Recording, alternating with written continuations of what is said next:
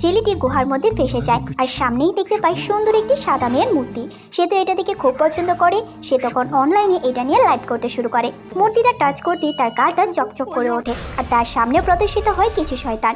শয়তান বলে, ওহে মানব, তুমি এখানে এসেছো তাকে জাগানোর জন্য, আজকেই তোমাকে মেরে ফেলবো।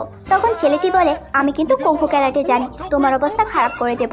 শয়তান তখন ছেলেটির গলায় চিপ দিয়ে তাকে উপরে তুলে ফেলে। এইবার তো ছেলেটির হাওয়া বেরিয়ে যায়। অন্যদিকে দেখা যায় ওই মূর্তি থেকে কিছু একটা বেরিয়ে স্বর্গে চলে যায় আর আগুন পাখির দেবী জাগ্রত হয়ে যায়, যেটা আবার শয়তান লক্ষ্য করে। শয়তান তখন মেয়েদের নির্দেশ দেয়, তাড়াতাড়ি করে তাকে ধরো। মেয়েরা তাড়াতাড়ি শিকল দিয়ে তাকে পাততে শুরু করে। ছেলেটা তার ফোনের দিকে তাকালে বুঝতে পারে সে তো ভাইরাল হয়ে গিয়েছে। ছেলেটা চিন্তা করে মেয়েটাকে সাহায্য করা উচিত। সে তখন শিকলে টাচ করে। হঠাৎ বিদ্যুতের ঝটকা লাগে। মেয়েটা গোঙাতে গোঙাতে বলে, তুমি আমার কাছে এসো।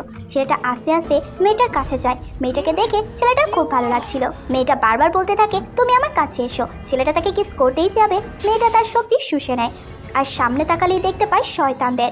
মেয়েটা নিজের সর্বোচ্চ শক্তি ব্যবহার করে এইখান থেকে মুক্ত হয়ে যায় আর শয়তানকে বলে, তুই কি মনে করেছিলি আমাকে এখানে আটকে রাখবি? এখন তোর কি হবে? শয়তান বলে, আমি এখন শক্তি তরোয়াল আনবো আর তোকে মেরে ফেলবো। এই বলে সে একটি বিশাল তরোয়াল নামাতে শুরু করে। তখন মেয়েটি নিজের জাদুর মাধ্যমে তরোয়ালটা নিজের কন্ট্রোলে করে নেয় আর শয়তানের মাথায় ঢুকিয়ে দেয়। এইবার তোর শয়তান কাত হয়ে যায়। দেবী বলে, কি হলো, তোর হাওয়া বেরিয়ে গেল? এইবার আয় তোর মজা দেখাচ্ছি। মেয়েটি এখানে শয়তানকে মেরে ফেলে আর ছেলেটির কাছে যায়। ছেলেটি ভয় আগেই বলে দেয়, আমি কিন্তু কিছু করিনি। মেয়েটি তার কপালে টাচ করে বুঝতে পারে সত্যি ছেলেটি কিছু করেনি। আর মেয়েটি এখানে জানতে পারে 1400 বছর পার হয়ে গিয়েছে।